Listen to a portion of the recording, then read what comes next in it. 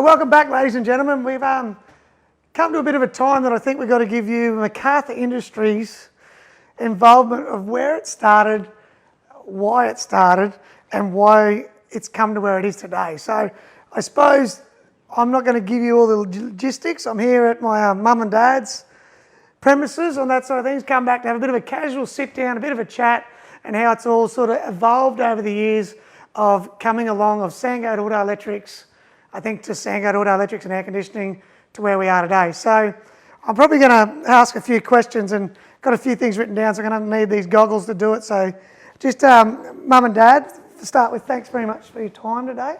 I know breaking into your retirement's not a good thing for me to do, especially a mum going to gym and dad tennis and trying to keep everyone logistics wise. But I just want to ask, first questions, Sandgate Auto Electrics, when did it start? What year did we start Sandgate Auto Electrics?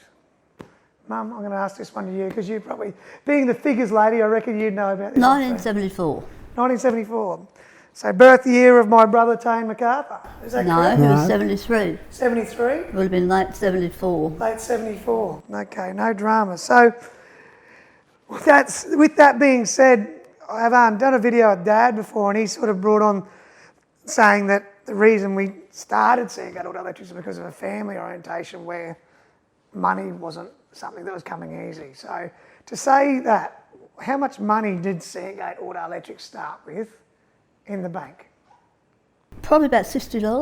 $60? That's about it, yeah. So that opened the front doors of, whereabouts was it? We started in Melhart, Sandgate Automatics in Hoskyn Street. Okay, so in the back of his shed? Right at the back of his shed, there's a little corner there. Yeah, and saying that, Dad, I'm going to ask you a question. Was that, not that I wasn't even around, so I'm going to, was that when you were doing some RSQ stuff to try and pay for your rent, or how did that work? Yeah, Mel worked with me to let me rent the back of his building.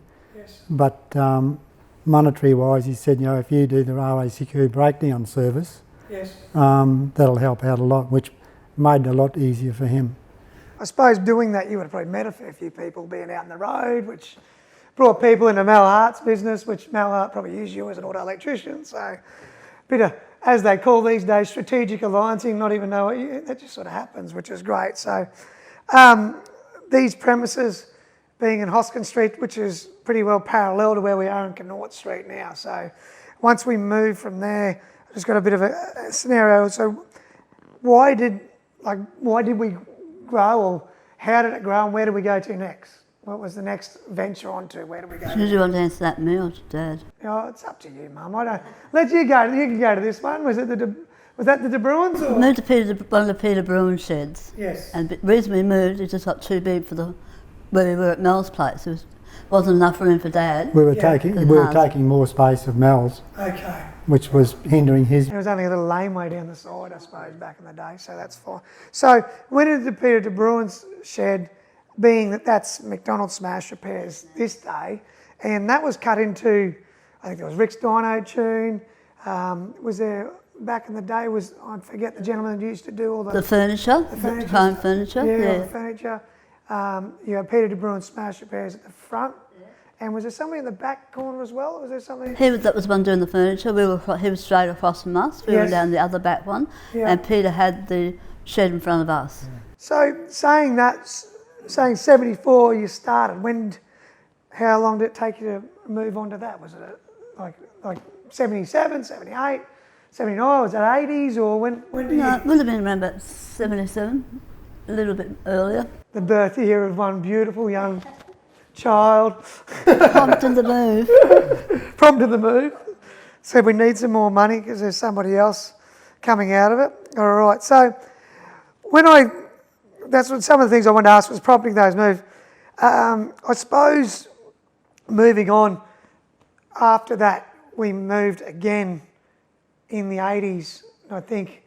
Had about 2 years there. Had 2 years. We sort of worked out around about 2 years at Mel's and 2 years at Peter's. And then we went to 109 Connaught. 109. So Bernie Wenzel owned those premises. That's right, that's right. Saying we had $60 back in the day, like you've got to understand people today. Like, imagine what it costs us just to open up. It costs you that a week in Facebook ads these days just to get yourself out there. So by the time, say, we've got to Connaught Street, 6 years down the track, what's the turnover of a business back then? Like a family business when you started out? Is it $20,000 or is it $30,000? I'm not saying profit, but what was the turnover you reckon back then? It wouldn't be much more than 20,000, would it, back then? No, not at all. Yeah. Now, an average wage of these days is $58,000. Like, it's just mind-boggling for me to think about that, where you're going, like, you're turning over $20,000 a year and making money, and I'm not saying you're putting away much because you're putting it back into your business. It went back in the business. Massive part was advertising. Yeah, it was advertising. So I know, talking about advertising, one young gentleman, Barry, which owned the Bayside Star, I know that you were one of the first people to sink your lips into the front page of his place, which was pretty, and I think we stayed there for many a year, probably 30-something years. It'd have to be. It was only a couple of years, well, yeah, probably nearly three years since 2 or 3 years ago we sort of changed our ways to the digital format, and probably, I suppose from our point of view, it's probably Barry's leaving and different changing of the guard. It was always a handshake, there was no contract. Yeah. So, moving down the track, I've come on board, Tane's come on board, and we're talking about that. We had some really rough times as a family, and I know this isn't an ad for Australia's Got Idol or something like that, where somebody gets there and says, oh, this has happened and that's happened and this happened, so we get better votes and get the community to feel sorry for us. But I know as a family we went through a really, really rough trot. And for me now to think about that with my own kids, to be in that position, I'd love to know, how did you even think about running a business and even think about your clients? Like, I know that I just dumbfounds me how, as a family business, we got through that. As a person, yes, you just keep going. You don't think of how you're going to handle anything. You just keep going from day to day. Just keep moving on, especially if you've got children. Yes. And I had you there, and Dad had me and you. So that's how I felt. I don't know how Dad felt. Yeah. We just didn't look back. You just go on. One of the things that I would say is having the business was an asset, because what it would do was, during the time of working in the business, you were busy and take your mind off it. Was when you came home and had time to sit down, and then it'd affect you for a while. I know, and with this conversation, I think we're going to thank, there was a lot of great friends which are still around today. That were there to support. Which were there to support, and still to this day, I know they're here to support us, and they're still fantastic friends. We don't need to name you know who you are. If you're watching this, you've got to say thank you for helping Mum and Dad through that time. I suppose I was a part of it, but I don't think the situation was a bit different as a 10-year-old compared to being a parent. So moving on with that there, so I look at some of the guidelines of business today. I'd have to say I want to ask you a question. I've got a couple of questions here.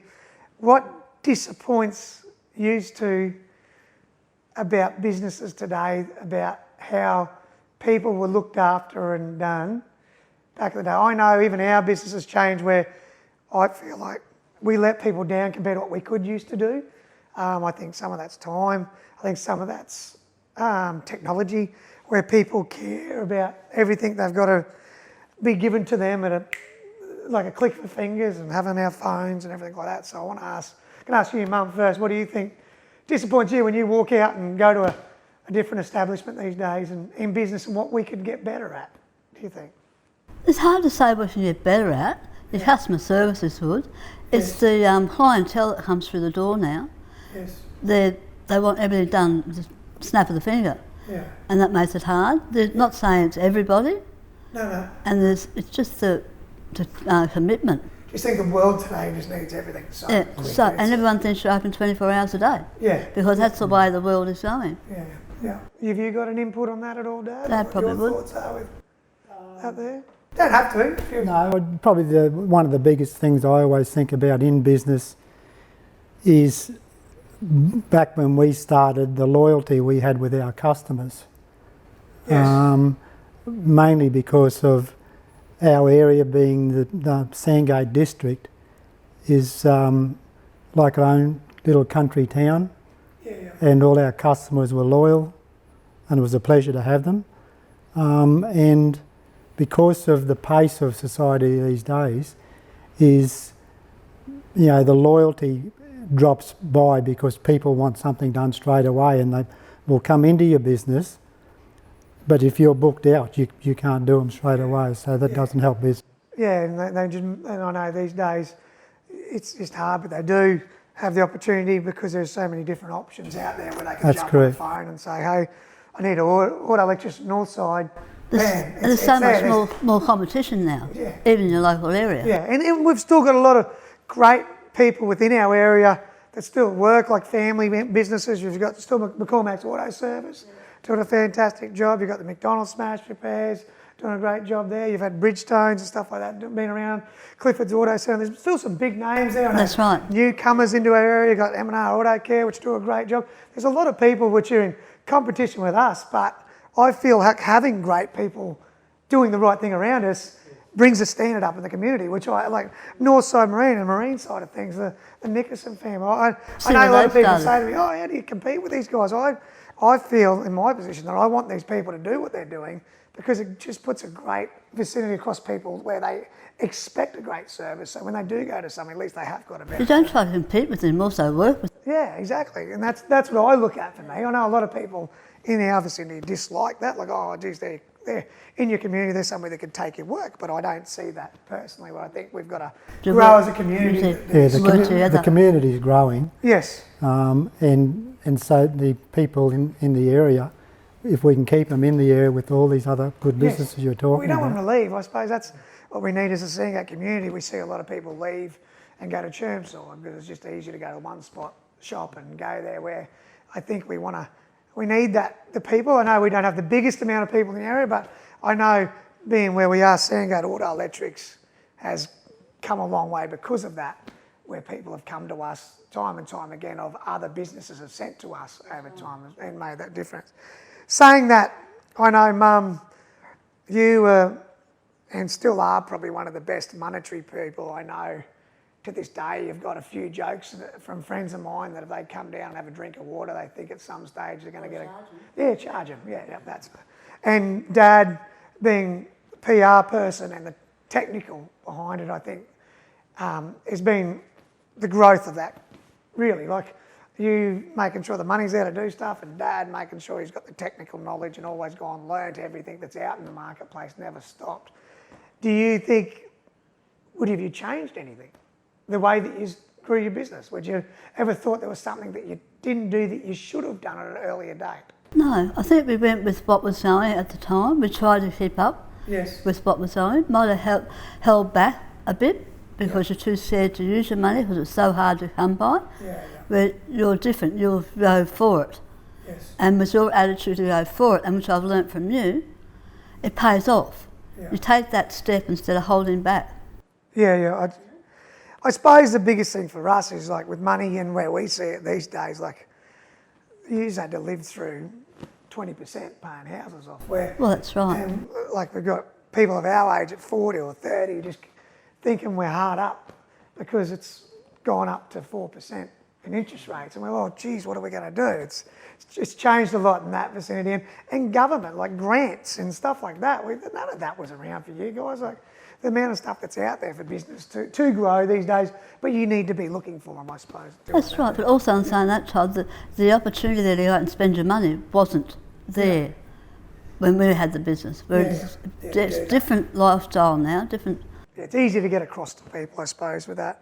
A couple of things, personal note. I know, still like keeping busy. I know to this day, you're not people to sit back and not do anything. I know, Mum, you love your fitness. I know you still like reading a book and still love going boating, still love going caravanning. All right, Dad, I know you're back into your tennis and still in the local area playing Deegan and some mates and stuff like that. What's the worst part about letting go of a family business? Is it the cash? Like what is it? Is it this scenario being of the friendships you don't see on a daily basis? I don't know. There's a couple of worst. They're not seeing you every day. That is the word. That is the hardest thing. What's the open string? The routine Yes. that you have to go every day, the same again, it's communication with Yes. other people, not just your family, but other people. Yeah. Yeah. The house probably would come down the line a little bit, but Yeah. Well, I know you've worked hard to put yourselves in the position you are today, but I suppose it's still hard when you know each week something else is coming. But there's weeks too that you know that, or months you know, where you lose money as well in business. it's actually right. So you have to take the good times with the hard times. Yeah. What about you, Dave? I know there's a few things that you've said to me over the years, but I know it's hard for you to walk back into our business these days, and times have changed with the way you, I'd say, deal with employees and what you got to say and get around and be nice, and also seeing people not doing what they should be doing when they should be doing it, and somebody as technically as you, I know that sometimes you walk out and you're not stomping your teeth, but you're grinding your teeth. Shaking his head. No, but you know, the things these days is technology is so advanced, even for the staff. Yes. And I must congratulate you on your team of workers. You know, like Yeah, we've got a good group. your business is your staff. It is. You know. Yeah, we do. And then I suppose what you've seen, and I'll let you keep going, but my staff pick who they want there now. We get people in there, but if they're not the right fit, That's the right. staff make that decision for me. Because But it's that makes a good it's a team. That makes a good team. It's got to be a team. Yeah. And like you can have the best technician in the world, but if they're not a part of a team, It won't work. you see that in any sporting factor. Is there anything else you reckon, Dad, that sort of... No, probably I was lucky enough to, when I left Sandgate Auto Electrics, I went out to look for something else to do to diversify with our business, Yes. and became involved in the caravan industry. Yeah. That was many years ago, but and then I could see that was something that would help our business diversify and go forward. Yeah, it's tripled our business from Sandgate Auto Electrics. It's given it more work to the caravan side of things. It's been open 11 years now, so it was started when my daughter Chloe was born. So so that's been going 11. It's each year it's getting a bit different now, but it was nearly doubling every year of what it's doing. But that was helping Sandgate grow at the same time. As you know, what we did, if we didn't diversify what was going, Yeah. you didn't make it. Yeah, and that's brought other places on, and we won't talk about that today. It's more about where we are at the moment, about where we started from, the origin started. So is there anything else you think that something from you wanted to put in from the starting eras of Sandgate Auto Electrics that you think? When we started the business up, you have no idea where you're heading. Yeah. You know, you just take it and just go forward. Yes. You know, same as you, we work long hours. Yeah. But yeah, you benefit in the long run if you put the effort in. Yeah. It was all manual back then. There was no technology. Yes. Like even the cars, like now they're all everything's run by a computer. Yeah. It's changed a lot. Everything's changed. Yeah. Yeah, it's changing even every day for us, even trying to keep up with stuff these days. It's just harder and harder and harder. So I'd like to thank everybody out there. I know this is a bit of a longer video, but I think you need this to get an insight to where I've come from, why we care, and why when you look at our business and you look at reviews and stuff like that, why we are in the top vicinity of where we are. And that's not pumping up our own tyres. It's because of these two people here have brought that into me, and also our team, because it's been brought into that with these people. Like there's a lot of our team that have been under these mum and dad as well. So thank you very much. These are my predecessors and founders of our business, but I love you for what you've done and helped me grow. I sort of walked in easy street really, compared to having to grow a business from $60. I had customers, I had phone numbers that people rang. So I know you should say it's differently, and I've grown it, but yeah, to start a You business. still had a hard road. You Yeah, had no, big shoes to step in. You had to prove yourself. So you've done. But we've had a lot of loyal clients that have stuck by me. I was probably at the start, sorry, a bit of a cheeky shit, a bit of that back in the day, which when I took over the business, I thought Mum and Dad earned a lot more money than they did. I realised in the first 6 months, guess what? It's full of hard work and making sure you put money in the right position. So it's if anyone's out there starting a business, all I want to say to you guys is if you're going to start a business like you're going to have 1,000 people work for you. Put the systems in place from day one. That's all I can say is I've learnt from my position to where Mum and Dad is, there's things that you think you're just going to start your business and it'll roll on, but if you can start a business, that's my biggest input that I can say, look at those sort of things to do. But thank you, Mum and Dad. Thank you, Sam. Sam's quietly had to sit over there and say nothing and be polite and make us look good, which is not easy, I tell you. We're not the photogenic group, I can tell you. Definitely not. Sam's more photogenic. Isn't he? He's a good-looking rooster, isn't he? So thank you, guys. Have a great day. Keep on McArthur Industries Group. We're going to bring some of this sort of stuff to you, please. Like our page if you can. Things like this, we want to make sure this gets engagement. We're going to have this sort of stuff growing. Please, as you go on, we give to Royal Flying Doctor Services. You'll see stuff like this as well come up in our sites. Any donation to that group, we'd be very thankful for. So have a great day and thank you very much. See you later. Bye.